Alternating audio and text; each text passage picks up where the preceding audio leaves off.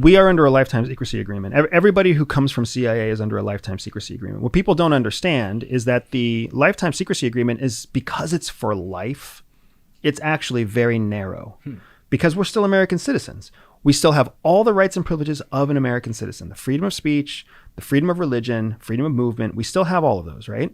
So they have to create a contract, a lifetime secrecy contract that's extremely narrow so that it can be justifiable in a court. So our lifetime secrecy agreement applies to sources and methods of active intelligence collection as related to our operational history.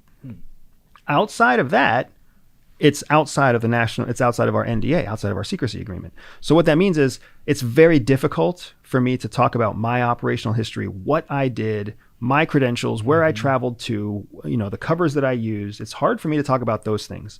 To talk about those things, I have to write them down, send them to CIA. CIA has to review them. They'll come back with redactions and suggestions. I have to change it again.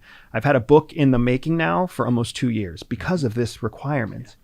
But for me to come out and talk about, here's my workout routine, here's how I keep myself safe, here's the way that CIA taught me to tie my shoes, and here was my breakfast when I was at the farm, those things they're outside of sources and methods. Right.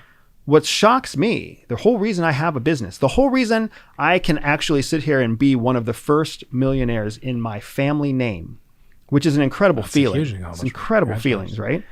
Is not because I'm disclosing national security secrets. Yeah, I hope not. It's because I'm disclosing things that were never intended to be kept secret, but never made it into the public light because previous officers before me overclassified, right? Because that's a safe thing to do. Because it's a safe thing to do. No one gets fired for hiring McKinsey, right? But and nobody wants to go to jail. Right. And what ends up happening is the pre-9/11 CIA, which is the majority of retirees now, they grew up in a world where they were trained and indoctrinated to believe this is secret and you can never tell anyone.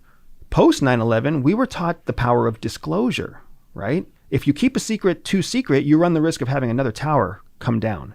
So you have to find what's truly a secret and share enough to prevent disaster. That's our whole mentality. So when I left CIA, my mentality was protect secrets that are worth protecting and share everything else. So as soon as I looked at my own operational history, I was like, well, shit, man, I can teach people how I protect my family. I can teach people how I get ahead in the workplace. I can teach people how I outsmart my boss. I can teach people how to charge more money for the same product. I can teach these skills because they're based in psychology. They came from CIA. CIA uses them, but they were drafted by some, psychologist PhD student.